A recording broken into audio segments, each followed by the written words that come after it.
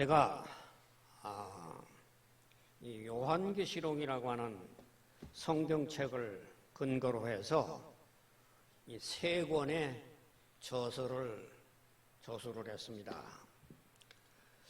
이 세 권의 저서를 저술하게 된 동기는 계시록 1장부터 3장까지 보면 교회가 아시아 7교회가 나오고 계시록 4장, 5장까지는 이 교회 시대에 대한 설명이 끝나고 맙니다. 그러고 난 다음에 요한계시록 6장부터 18장까지는 계속적으로 거듭되는 대환란을 우리들에게 설명을 해줍니다. 그래서 왜 하나님께서는 똑같은 계시록 책에다가 1장부터 3장까지는 이렇게 교회 시대만 설명을 하고 6장부터 18장까지는 계속적인 환란을 거듭거듭 말씀을 드렸을까?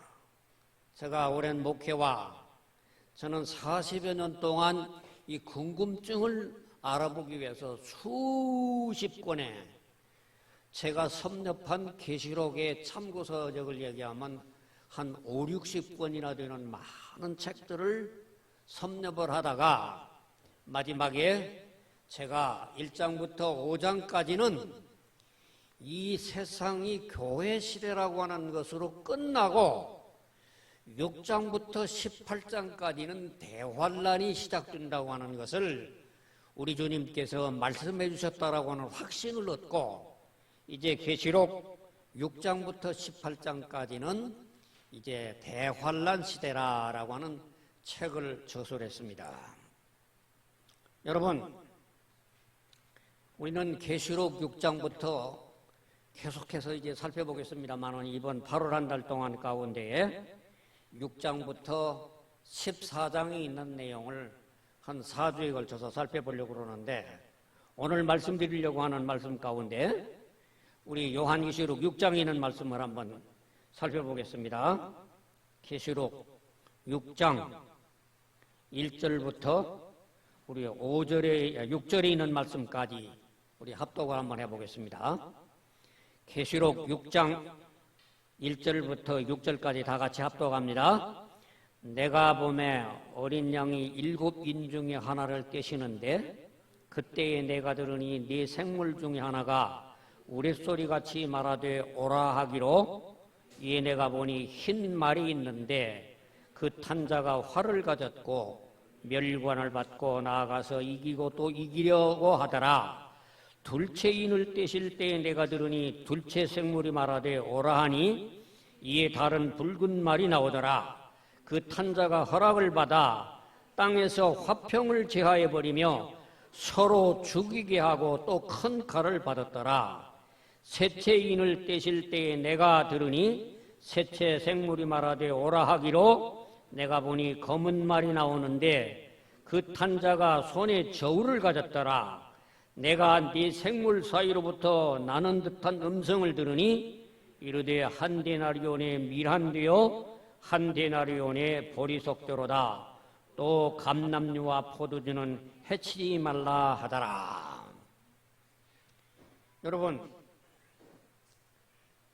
거듭 말씀입니다마는 요한계시록이 왜 1장부터 3장까지는 교회라고 하는 말이 계속해서 나오다가 4장 이후부터 끝장까지는 교회라고 하는 말이 한 번도 나오지 않습니다. 왜 계시록이 1장부터 3장까지는 거듭거듭 교회라고 하는 말이 강조되다가 6장 이후부터 마지막까지는 교회라고 하는 말이 안 나오는 건가?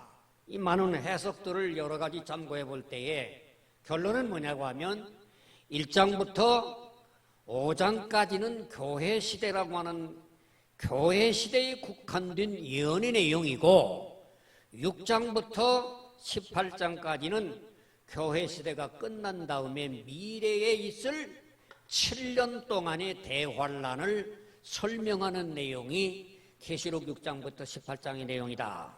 이게 종합적인 하나의 이제 모든 참고서를 참고한 결론이 얘기입니다. 물론 이렇게 이해하는 학자들이 많는가, 그보다 다른 해석을 하는가. 제가 섭렵한 60, 70권의 많은 참고서들 가운데에서 칼빈주의를 비롯한 장로교 사람들의 80, 90%가 교회 시대가 처음부터 시작돼서 계속 마지막 끝에 예수님 재림이 오고 그 다음에는 천국과 지옥으로 간다는 교회 시대가 끝난다는 얘기, 대환란이라는 얘기는 전혀 언급하지 않습니다.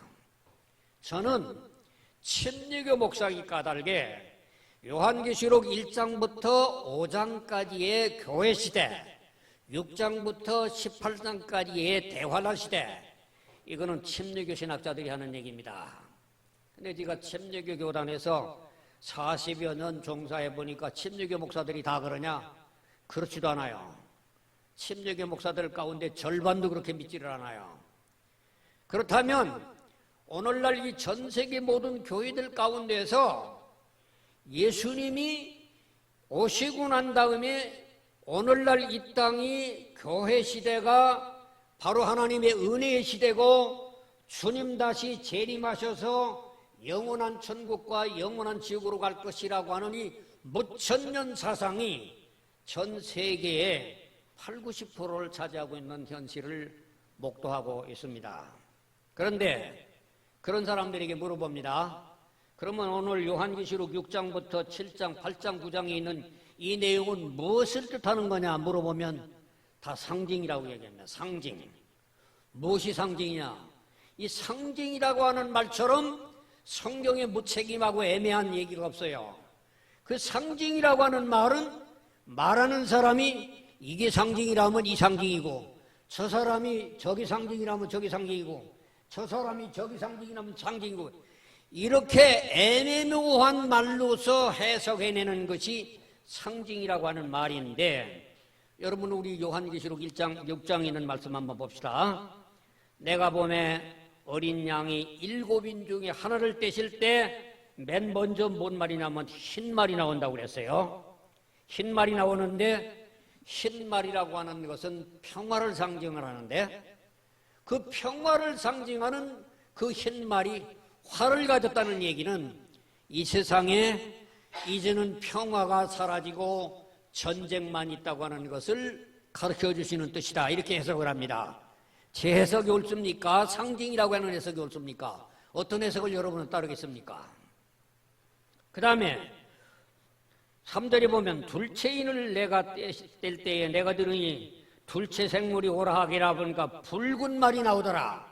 이 붉은 말이라고 하는 것은 전쟁을 상징을 하는데 오늘날 이 땅에 화평을 제하여 버려서 앞으로 대환란이 되면 점점 전쟁이 더 가속될 것을 우리들에게 깨우쳐주고 있는데, 여러분 지금 우리는 정전 70년이 지났지만서도 아직도 남북이 대립한 상태의 전쟁 상태에 놓여 있고 전 세계가 지금 전쟁 촉발 직전이 준비하고 있는데 이 성경이 둘째인이 붉은 말이 나온다고 하는 이 말씀이 이것도 상징입니까?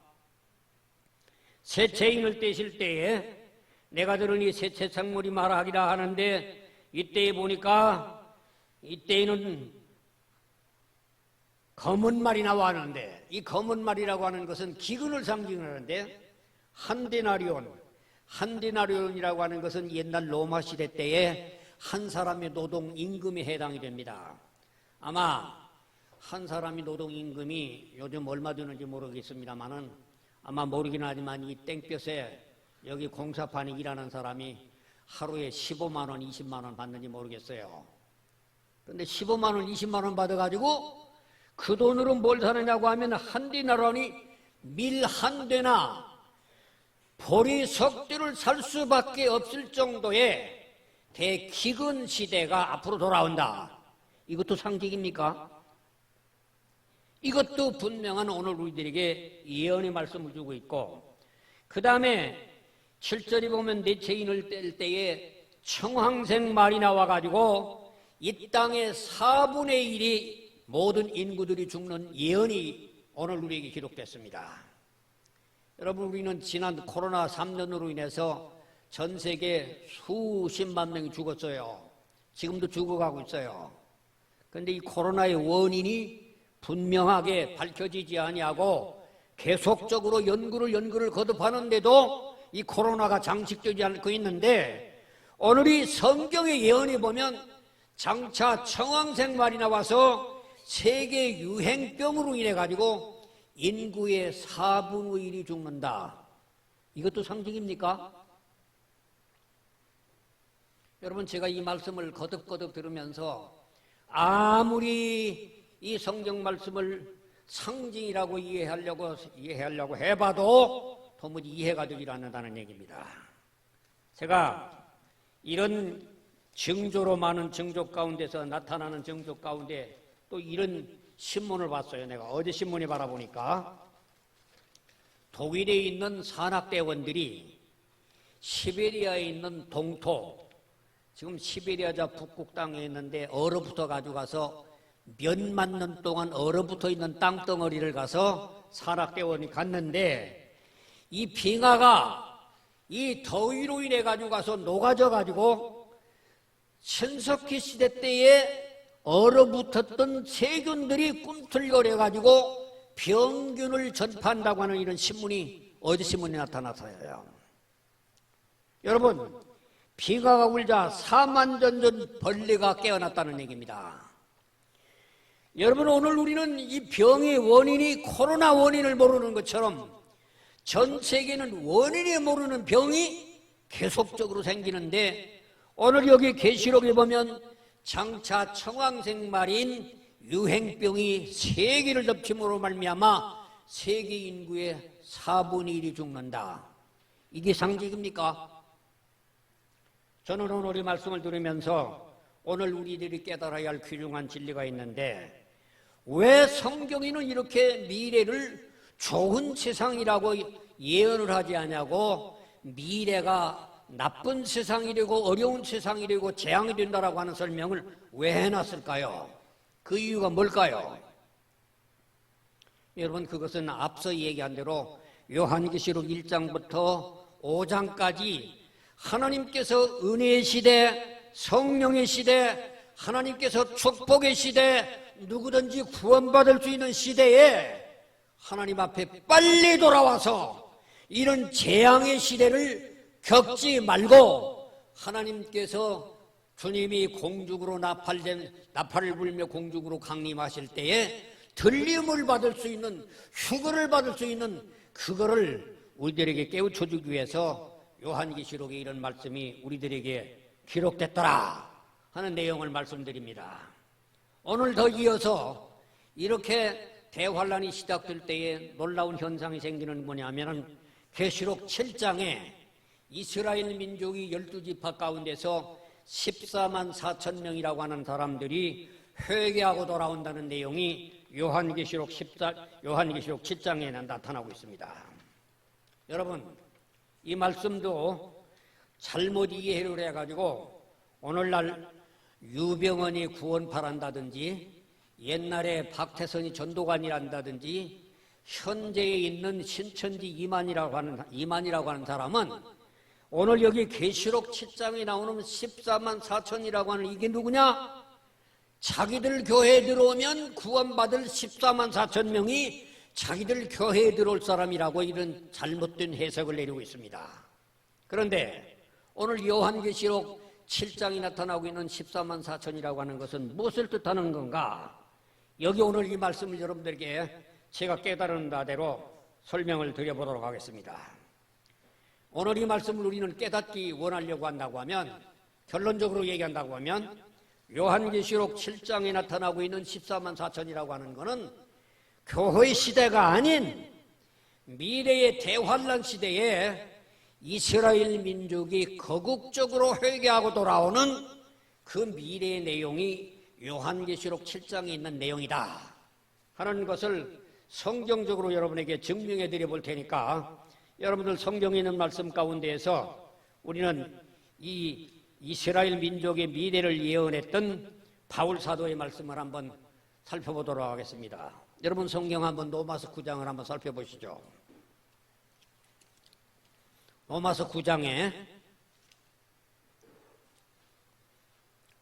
제가 빨리빨리 읽어가면서 말씀을 드리도록 하겠습니다. 로마서 9장 1절에 바울사도가 이런 말을 합니다. 내가 그리스도 안에서 참말을 하고 거짓말을 아니하노라. 나에게 큰 근심이 있는 것과 마음에 그치지 않는 고통이 있는 것을 내 양심이 성령 안에서 나와 더불어 증언하노니, 그 문제가 뭐냐면 나의 형제 곧 고륙의 친척을 위하여 내 자신이 저주를 받아 그리스도에게 끊어질지라도 원하는 바는 내 민족 이스라엘 민족의 구원 문제다. 그러면서 4절에 뭐라고 그러냐면 그들은 이스라엘 사람이다. 그들에게는 양자됨이 있다. 그들에게는 또 이스라엘 사람들에게는 영광과 언약들이 있다. 여러분 잘 아시는 바와 같이 이스라엘 민족 가운데는 언약은 노아의 언약, 아브라함의 언약, 시내산의 언약, 다윗의 언약, 이 수많은 성경 전체를 가지고 있는 언약들을 가지고 있고 율법을 가지고 있고 예배와 약속들이 있고 이스라엘 민족의 모든 조상들이 그대로 왔는데, 육신으로 하면 5절에 보면 예수 그리스도도 이스라엘 민족 중에 하나다. 그러나 여기 말씀 가운데 여기까지는 이스라엘 민족을 장점을 얘기하지만은, 그러나 5절에 그들도 조상들도 그들의 것이요 육신으로 하면 그리스도가 그들에게 나셨으니 그는 만물 위에 계셔서 세세의 찬양을 받으실 하나님이시라고 하는 이스라엘 민족의 긍정적인 얘기를 합니다. 그런데 7절에 뭐라고 얘기하십니까?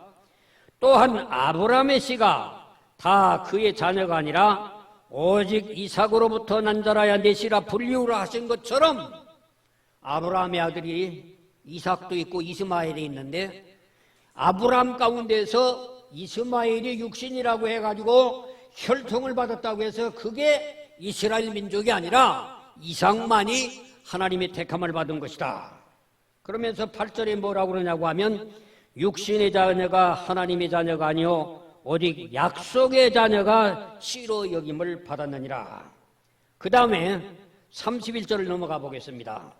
이렇게 이스라엘 민족이 특혜를 가지고 있는 이스라엘 민족이 의의 율법을 따라간 이스라엘은 율법에 이르지 못하였으니 어찌 그러하냐? 이는 그들의 믿음을 의지 아니하고 행위를 의지하기 때문에 이스라엘 민족이 구원을 받지 못하는 지경에 이르렀다고 하는 것을 31절에 설명을 합니다. 그러다가 이제는 11장으로 넘어가서 로마서 11장 11절에 그러므로 내가 뭐라하니 그들이 넘어지기까지 실족하였느냐? 그럴 수 없느니라. 그들이 넘어짐으로 구원이 이방인에게 이르러 이스라엘을 시기하게 만들었다. 여러분, 이스라엘 민족은 아브라함부터 시작해서 다윗의 수많은 계통을 받았지만 아직도 메시아를 영접하지 아니하고 메시아를 거부하고 있던 유대교라고 하는 딴 종파를 가지고 있습니다. 전 세계 유대인이 650만 명 가지고 있고 유대인들 가운데는 유명한 돈 버는 사람도 많고 학자도 많고 법률가도 많고 유명한 사람도 많지만은 이들은 아직도 메시아를 영접하지 않고, 메시아가 어떤 메시아냐 하면 이스라엘 민족이 전 세계를 지배하는 이스라엘 민족적인 메시아를 믿고 있는 겁니다. 그런데 여기 바울 사도는 뭐라고 말하냐면 그런 사람이 11장 26절에 봅니다.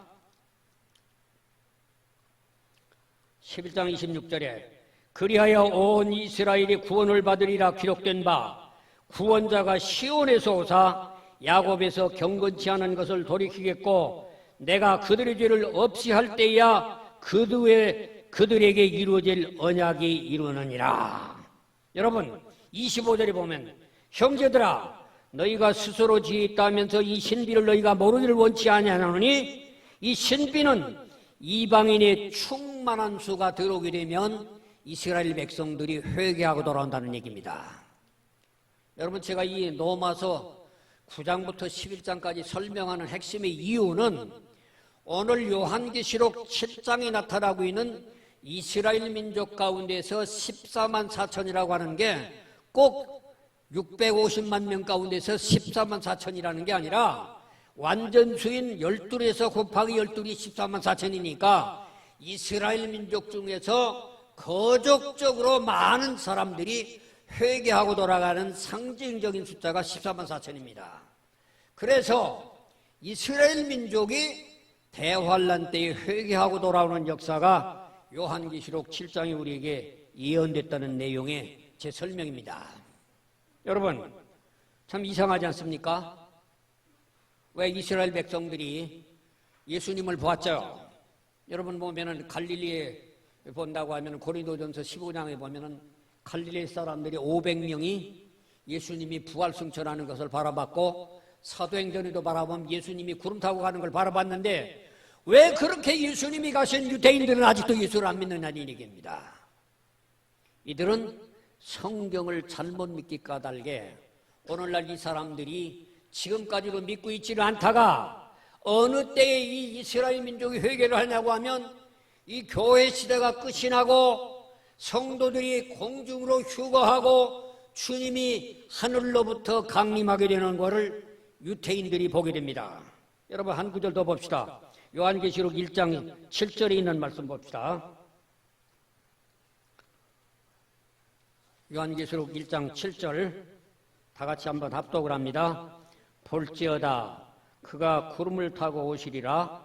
각 사람의 눈이 그를 보겠고 그를 찌른 자들도 볼 것이요 땅에 있는 모든 족속이 그로 말미암아 애곡하리니 그러하리라.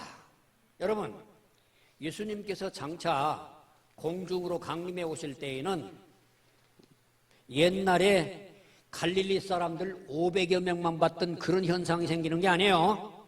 여기 보면은 전 세계 모든 민족들이 다 예수님 공중으로 구름 타고 오시는 것을 보게 된다고 하는 것을 명확하게 설명을 해주고 있습니다. 더 놀라운 얘기는 그를 찌른 자도 볼 것이라고 그랬어요. 그를 찌른 자가 누구죠? 그 유대인들이 얘기해요. 유대인들이 지금까지는 예수님이 메시아가 아니라고 고집을 하면서 이스라엘 민족적 메시아관을 믿고 있는데 장차 주님이 공중으로 강림해 오실 때에는 주님이 공중에 오시는 것을 500명만 보는 게 아니라 모든 족속이 다 본다고 그랬어요. 참 이게 옛날 2000년 전에 사도 요한의 예언입니다. 여러분 지금 우리나라에 물난리 나면 저 지금 새만금에 잼부리에서 이 사건 나면은 이 사건을 우리나라만 합니까? 새만금에 있는 사람만 합니까? 전 세계인이 다 봐요. 그렇죠? 여기 2000년 전에 이 사도 요한은 뭐라고 예언했냐고 하면 장차 주님이 공중으로 강림해 오시는 것을 바라보는 때에는 전 세계 민족이 텔레비 중계로 다 본다는 얘기입니다.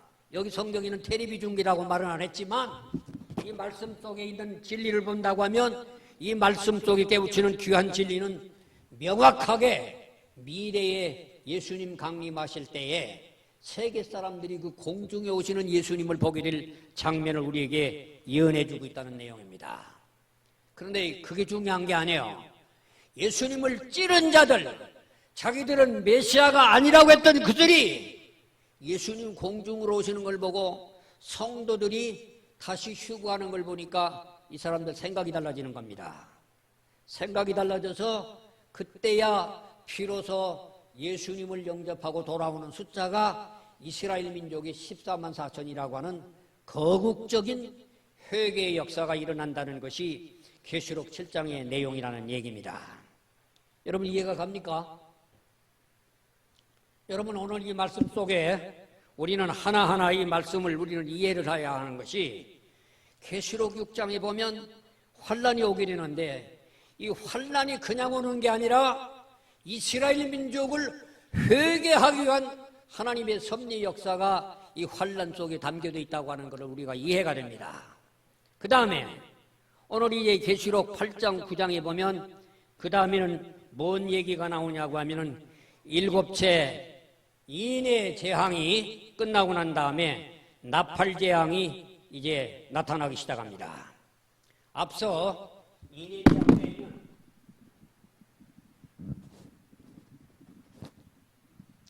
앞서 인해재앙 때에는 전 세계의 4분의 1이라고 하는 것이 국한된 제한된 재앙이었었는데, 여기 계시록 8장과 9장이 나타나는 나팔재앙 때는 어떤 현상이 생기냐고 하면 전 세계의 3분의 1이 죽어지는 엄청난 재앙이 계속해서 나타나게 되는 겁니다. 그래서 여기 계시록 8장 7절에 보면 첫째 천사가 나팔을 부니 피 섞인 우박과 불이 나와서 땅에 쏟아지매 땅의 3분의 1이 다 타버리고 수목의 3분의 1도 타버리고 각종 푸른 풀도 타버렸더라. 여러분, 얼마 전인가요? 한 8년 전에 저 호주에서 불이 나가지고 전 국토의 70%가 불이 타가지고 모든 호주 나라가 다 불타버린 역사가 나왔었어요. 또 얼마 전에는 카나다에 산불이 나가지고 우리나라에 있는 모든 사람들이 원정 가서 불 꺼줬던 얘기가 나와요. 여러분, 이런 얘기가 이미 대환란을 시작되기 전에 세계 각곳에서 나타나고 있는 증조를 보여주고 있는 게 뭐냐고 하면 앞으로 미래에 재앙이 들 때에는 전 세계의 3분의 1이 불타고 3분의 1이 수목이 죽어지는 놀라운 비극의 역사가 시작된다고 하는 것이 이 요한계시록이 우리들에게 설명입니다. 또 뿐만 아니라 여기 8장 8절에 보면은 둘째 천사가 나팔을 부니 불 붙는 큰 산과 같은 것이 바다에 떨어지니까 바다에 3분의 1이 불이 붙더라고 그랬어요. 여러분, 바다, 요즘 바닷물이, 요즘 많은 학자들이 그런 얘기를 합니다. 옛날 제주도에는 물이 차가워 가지고 가서 제주도에 도움이 난다든지 모든 것들이 제주도에만 잡혔는데, 이제는 제주도 바닷물이 엊그제 몇 도였냐고 하면 28도, 29도라고 올라간다는 겁니다. 그래서 제주도 고기가 제주도에서 못 살고 전부 저 속초 위로 올라간다는 겁니다. 여러분, 이거는 뭐를 우리에게 상징하느냐고 하면 정말 지금 오늘 주님이 오셔서 장차에 있을 모든 재앙이 오늘 우리 현재의 우리 모든 사람들에게 보여주고 있다는 얘기입니다. 제가 최근에 본 책 가운데에서 이런 책이 있어요. 2050 거주불능의 지구. 지금 2023년이에요. 근데 25년 후에는 2050년도가 되면 이 지구에는 이 해수면이 올라가지고 가서 인천이라는 데, 부산이라는 데 다 물이 잠기고, 그러고는 이 지구가 살 수가 없을 정도의 시대가 돌아온다고 하는 것이 이 책의 저자의 하나의 설명입니다. 여러분, 이건 성경학자가 하는 얘기가 아닙니다. 이 얘기는 과학자가 하는 얘기예요. 데이터를 근거로 해가지고 가서, 폭염으로 해가지고 가서 사람들이 지금 25만 명이 죽을 뿐만 아니라 점점 이 세대는 좋아지는 세대가 아니라 나빠지는 세상이 된다는 얘기가 이 성경의 미래에 예언이 됐다는 얘기입니다. 또 8장 12절에 봅니다. 넷째 천사가 나팔을 부니 해 3분의 1과 달 3분의 1과 별들의 3분의 1이 타격을 받아 그 3분의 1이 어두워지니 낮 3분의 1은 비추임이 없고 밤도 그러하리라. 여러분, 오늘 우리는 저 태양이라고 하는 게 영원할 것으로 얘기를 하지만은 저 태양의 수명이 이미 45억 년이 있다고 합니다. 그런데 앞으로 50억 년이 지나면 태양이 저 원소가 해체돼서 사라질 것들을 모든 과학자들이 설명을 해주고 있는 책을 제가 인용을 해가지고 이 책에다가 미래의 해와 달이 없어진다고 하는 내용을 설명을 하고 인용을 했습니다.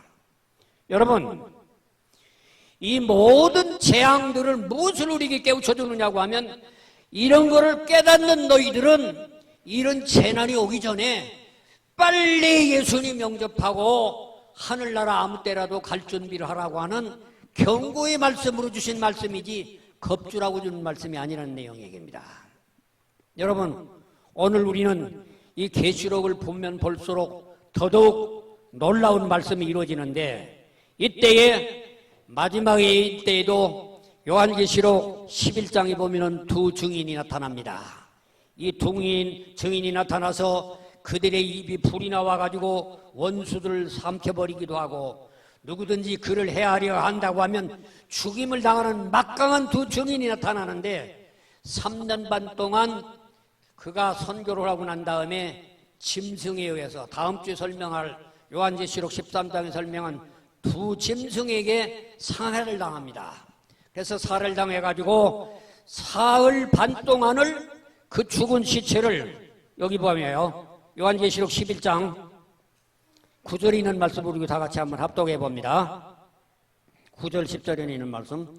요한계시록 11장 9절 10절 다 같이 백성들과 족속과 방언과 나라 중에서 사람들이 그 시체를 사흘 반 동안을 보며 무덤에서 장시 못하게 하리로다. 이 둔주 선지자가 땅에 사는 자들을 괴롭게 한도로 땅에 사는 자들이 그들의 죽음을 즐거워하고 기뻐하여 서로 예물을 보내리라 하더라. 그런데 여러분 3일 반 동안 선교를 했던 두 증인이 죽는 것을 전 모든 족속들 전 세계 족속이 본다고 그랬어요. 이것도 제가 아까 요한계시록 1장에는 말씀드렸던 것처럼 이게 전 세계 족속이 바라본다고 하는 것이 이 문명이 텔레비가 발달이 됐기 때문에 장차 이 두 증인이 순교를 하고 그 시체를 장사 지내지 못해서 사흘 반 동안을 방치를 하고 있는 것을 세계 텔레비가 방영을 한다는 겁니다. 그런데 사흘 반 후가 지나면 이 죽었던 두 증인이 다시 살아나서 부활 승천할 것이 미래의 설명으로 우리들에게 예언이 됐다는 내용입니다.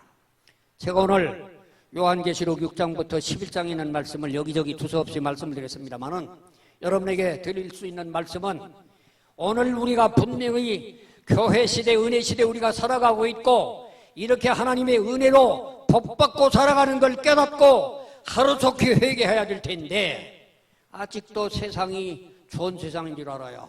돈만 있으면 좋은 줄 알고 명예만 있으면 좋은 줄 알고 세상의 모든 게 더 좋은 낙관적인 생각으로 주님 영접할 수 있는 이런 시기를 놓쳐가고 있는 때에 요한계시록 6장부터 18장에 주 있는 미래의 대환란을 우리에게 주신 예언의 말씀이 무엇이냐? 이것이 이미 바다에서 공중에서 저 북극에서 남극에서 전 세계에서 이루어지고 있는 현상들이 오늘 우리는 코로나 현상으로서 우리는 증명하고 있지 않습니까? 그러므로 여러분 우리가 깨달아야 할 귀중한 진리를 이날 우리가 깨달아야 되겠습니다. 여러분 오늘 주님이 지금 오후에라도 오신다고 하면 여러분은 하늘나라의 들림을 받을 준비가 되어 있습니까? 어떻게 여러분 아멘 하시기 바랍니다. 여러분 주님 아직 예수님 당신 오시면 안 돼요. 나는 우리 아들 딸들 결혼시켜야 되고 아이들도 교육시켜야 되고 우리 딸 시집 보내고 난 다음에 그 다음에 오세요. 이런 소리는 먹히지 않습니다. 지금 이때는 주님께서 오늘 밤이라도 지금이라도 오후에라도 주님 오시면 주님께서 공중 오실 때 들림을 받을 준비가 되어 있는 슬기로운 처녀 같은 준비가 되어 있습니다. 그런 신앙으로 우리를 살아가야 이것이 말세를 살아가는 성도다운 성도라고 하는 것을 깨닫는 여러분이 되시기를 주님의 이름으로 축원합니다. 좋으신 하나님 은혜를 감사드립니다.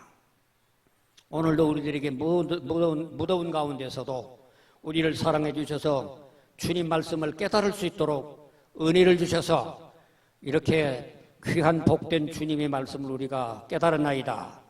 아버지 하나님, 이 세상엔 정말 이 마지막 때의 징조가 땅에서 바다에서 공중에서 세계 각국에도 일어나고 있는 이때에 우리는 주님이 오실 날이 가까워진 것을 깨닫고 부지런히 주님을 맞을 준비를 할 수 있도록 오늘도 주님 맞을 준비가 되어 있는 사람은 언제든지 주님 오실 것을 기쁨으로 주님을 맞이할 것을 마음속에 기쁨으로 삼고 살아갈 수 있는 귀한 성도들로 우리를 주신 것을 감사합니다.